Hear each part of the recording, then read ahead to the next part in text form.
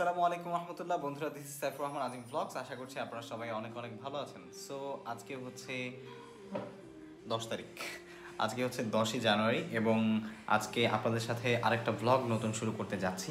আজকে আমার হচ্ছে ভিডিও কালকে একটা পাবলিশ আছে, আর আজকেও একটা সাইফুর রহমান আজিমে পাবলিশ ছিল, কিন্তু আমি সেটা করতে পারিনি। আসলে বললামই আপনাদেরকে, আসলে শুরুর দিকে, সপ্তাহের শুরুর দিকে আমার যে 2-3টা দিন আমি ভিডিওর গ্যাপ রাখি, মানে টেক আনলিমিটেড এবং সাইফুর রহমান আজিমের জন্য যে ভিডিওর গ্যাপগুলো রাখি, সেই গ্যাপগুলো যদি না থাকে তাহলে আসলে মূলত প্রবলেম হয়ে যায়।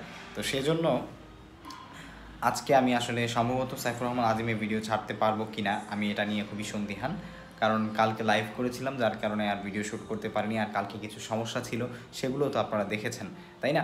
তো আজকের ভিডিওতে অবশ্যই আপনারা সঙ্গে থাকবেন আমি চেষ্টা করব আপনাদের সাথে ভিডিও তৈরি করার ক্ষেত্রে, ঠিক আছে, একটা ভিডিওকে তৈরি করার ক্ষেত্রে কি কি বিষয় আপনাকে মাথায় রাখতে হবে, কি কি বিষয় আপনাকে ফলো করতে হবে, সেই জিনিসগুলো আপনাদেরকে ইনশাল্লাহ আমি শেয়ার করার চেষ্টা করব ব্লগের ফাঁকে ফাঁকে। সো অবশ্যই সঙ্গে খেলাম।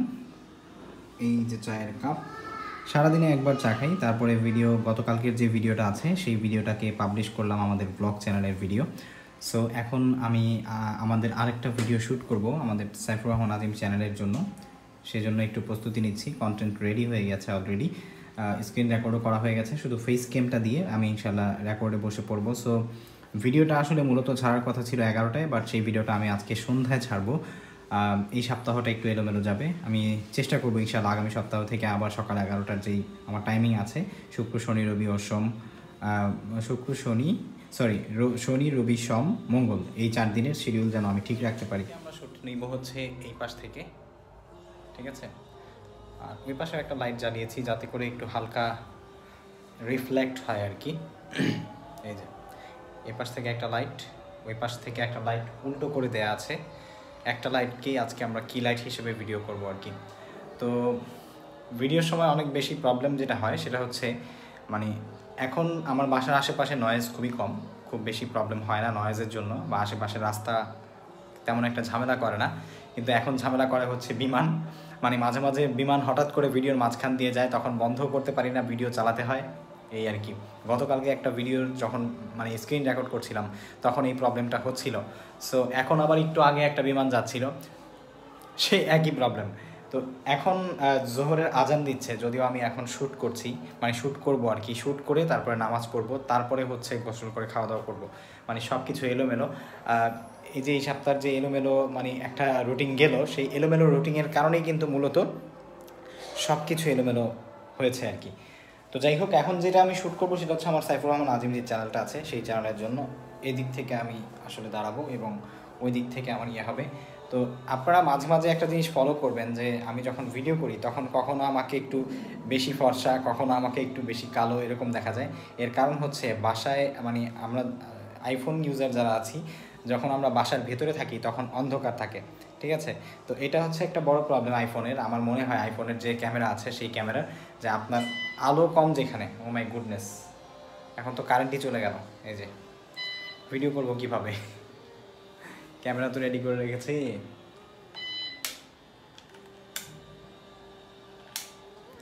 তো আমরা যারা আইফোন ইউজার তাদের একটা বড় প্রবলেম, সেটা হচ্ছে যে অন্ধকারে ভিডিও বেশি ভালো আসে না আইফোনের, ঠিক আছে, তুলনামূলক, মানে ছবি হয়তো বা আপনি নাইট মোডে তুললে কিছুটা ভালো আসে, কিন্তু ভিডিও করতে গেলে অন্ধকার মোডে খুবই জঘন্য রকমের ভিডিও আসে। সো এই জন্যই যখন আলো একটু কম বেশি হয় তখন প্রবলেমটা হয়। তবে যদি আপনি এটাকে ফোকাস করে নিতে পারেন, যেমন আমি যদি এটাকে লক করে নিই, এখানে এই যে এখন লক করা আছে, এখন আমি যেদিকেই ঘুরি আলো একই রকম থাকবে, ঠিক আছে। তো আর লক যদি না করা থাকে তাহলে এই প্রবলেমটা হয়। তো আপনাদের সাথে যেই বিষয়টা নিয়ে কথা বলছিলাম একটু আগেই, সেটা হচ্ছে যে ভিডিও করতে গেলে আপনাকে কী কী বিষয় ফলো করতে হবে।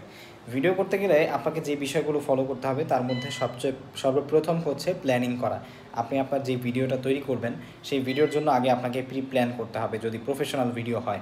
আর ভ্লগিং ভিডিওর জন্য সাধারণত কোনো আসলে প্ল্যানিং থাকে না, তার কারণ হচ্ছে ভ্লগিং ভিডিওটা হচ্ছে আপনার লাইফস্টাইল ভিডিও, ঠিক আছে, বা আপনি যা যা করছেন, আপনার জীবনে কী কী হচ্ছে, কী ঘটছে, তারপর আপনি কোথায় যাচ্ছেন, এগুলো হচ্ছে মূলত ভ্লগিং ভিডিও, এগুলো নিয়ে কোনো প্রি প্ল্যানিং হয় না। তবে যদি আপনি কোনো ট্রাভেল ভ্লগ করেন বা ফুড রিভিউ করেন তাহলে সেক্ষেত্রে একটা প্রি প্ল্যান করে নিতে পারেন, কারণ প্রি প্ল্যানিংয়ের যে কন্টেন্টগুলো হয় সেই কন্টেন্টগুলো খুবই দুর্দান্ত হয়, খুবই ভালো হয়। ওকে, এরপর আরেকটা বিষয় হচ্ছে, যদি আপনি প্রফেশনাল ভিডিও করেন তাহলে সেক্ষেত্রে স্ক্রিপ্টিং করতে পারেন। স্ক্রিপ্ট করে তারপরে ভিডিও করতে পারেন যে আপনি আপনার আজকের ভিডিওতে কী কী কথা বলবেন, আজকের ভিডিওতে কী কী দেখাবেন, আজকের ভিডিওতে আপনি আসলে আপনার দর্শকদের সাথে কী কী শেয়ার করবেন। এই জিনিসগুলো আসলে মূলত যদি আপনি স্ক্রিপ্ট করে রাখেন বা লিখে লিখে আপনি সেগুলো নোট করে করে যদি ভিডিওতে ইনক্লুড করেন তাহলে সেক্ষেত্রে প্রবলেমটা একটু কম হয় ভিডিও তৈরি করতে এবং ভিডিওটা ডেকোরেটিভ হয়, অনেক সুন্দর হয়। সো আরও অনেক কিছুই শেয়ার করবো, এখনই সময় শেষ না। কারেন্ট চলে গিয়েছে, এখন আবার কারেন্ট আসার জন্য আমাকে অপেক্ষা করতে হবে। দেখি এই সুযোগে নামাজটা পড়ে ফেলবো।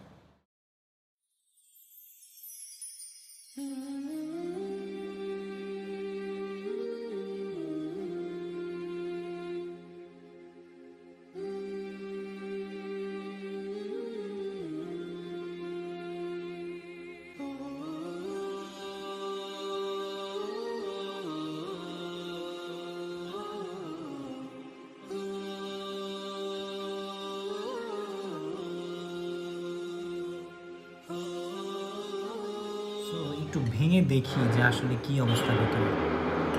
Wow, nice. পিঠাটা যেমন নাইস, উপরের আওয়াজটাও তেমন নাইস, তাই না?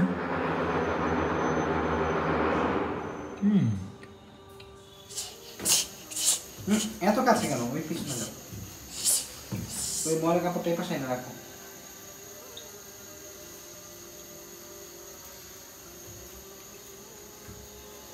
তুমি তো 2 পায়ে 2টা মোজা পরছো। কি করছো তুমি? একটা পা একটা হাত মোজা, হ্যাঁ একটা পা, one leg, one hand.